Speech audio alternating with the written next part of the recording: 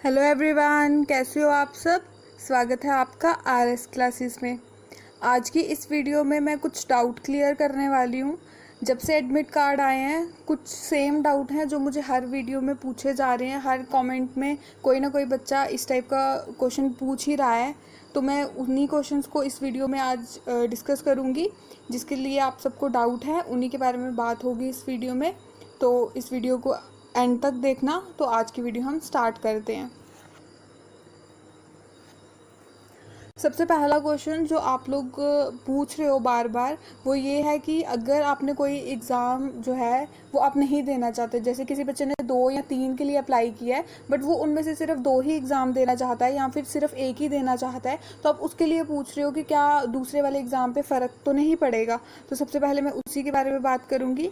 जिस तरीके से मैं एग्जाम्पल लेती हूँ कि एक बच्चे ने जो है वो 3 सब्जेक्ट्स के लिए 3 कोर्सेज़ के लिए अप्लाई किया है, बट वो उनमें से सिर्फ अगर 2 ही देना चाहता है, तीसरे को नहीं देना चाहता, तो मैं आपको बता दूं कोई भी फ़र्क नहीं पड़ेगा उससे कि आप बोलोगे कि मैंने सिर्फ 2 के लिए एग्ज़ाम दिया है, तीसरे के लिए नहीं दिया है, तो ऐसा तो नहीं होगा कि मेरे वो दोनों भी जो है उन पर कोई असर पड़ेगा। तो मैं क्लियर कर दूं कि नहीं, ऐसा कुछ नहीं होगा। आप जिन सब्जेक्ट्स के लिए एग्ज़ाम दोगे आपका उन्हीं की स्कोर कार्ड आएगा, उन्हीं का कट ऑफ निकलेगा और आप सिर्फ उन्हीं के लिए एलिजिबल रहोगे। जो तीसरे कोर्स के लिए अप्लाई किया होगा उस कोर्स के लिए फिर आप नहीं एलिजिबल हो, वहाँ पर आपको बिल्कुल सीट नहीं मिलेगी। ठीक है, तो अगर आप एक एग्ज़ाम देते हो दूसरा भी नहीं देते, सिर्फ एक देते हो, तो आप सिर्फ उस एक के लिए एलिजिबल रहोगे, बाकी 2 के लिए नहीं। और कोई फ़र्क नहीं पड़ेगा जिस एक एग्ज़ाम को आप दे रहे हो उसके ऊपर। ठीक है, तो ये टोटली आपके ऊपर है कि आपको कितने एग्ज़ाम देने हैं। आपको अगर नहीं कंफर्टेबल हो 2 एग्ज़ाम देने में तो आप एक दे सकते हो,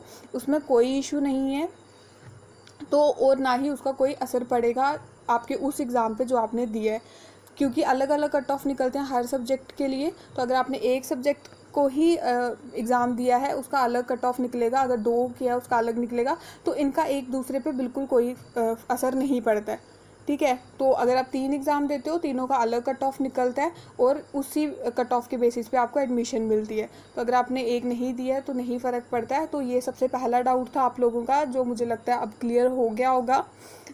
दूसरा आपका डाउट ये था कि जो बच्चे हैं उनके एडमिट कार्ड पे 2-3 जो एग्ज़ाम्स हैं वो आए हैं। मतलब एक एडमिट कार्ड है उसके इधर लिखा हुआ है कि पहला एग्ज़ाम आपका 18 को है मॉर्निंग में, फिर दूसरा एग्ज़ाम आपका जो है वो 18 को ही है इवनिंग में, फिर थर्ड एग्ज़ाम जो है वो आपका 19 को है, फिर फोर्थ एग्ज़ाम। मतलब इस तरीके से बच्चों को कई बार मतलब 3-4 तक भी इस तरीके से आपको एग्ज़ाम देखने को मिलेंगे। मीन्स आपको 4 एग्ज़ाम के लिए अप्लाई करना है या फिर 5 के लिए अप्लाई करना है या फिर 2 के लिए, 1 के लिए, ये इस तरीके से। तो बच्चे काफ़ी कंफ्यूज हो रहे हैं कि मैम हमें ये सारे एग्ज़ाम देने हैं या फिर हमारे एडमिट कार्ड पे ऐसा 3 एग्ज़ाम्स क्यों आए हैं। तो मैं आपको शायद से आपको नहीं पता होगा तो मैं बता देती हूँ। ये इसीलिए आए हैं क्योंकि आप लोगों ने अलग अलग कोर्सेज़ के लिए अप्लाई किया है।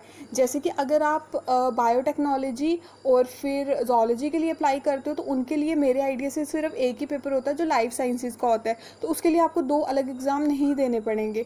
बट अगर आपने 2 एग्ज़ाम, जैसे कि आपने केमिस्ट्री और साथ में आपने जोलॉजी अप्लाई किया, तो उसके लिए डेफिनेटली आपको 2 एग्ज़ाम देने पड़ेंगे।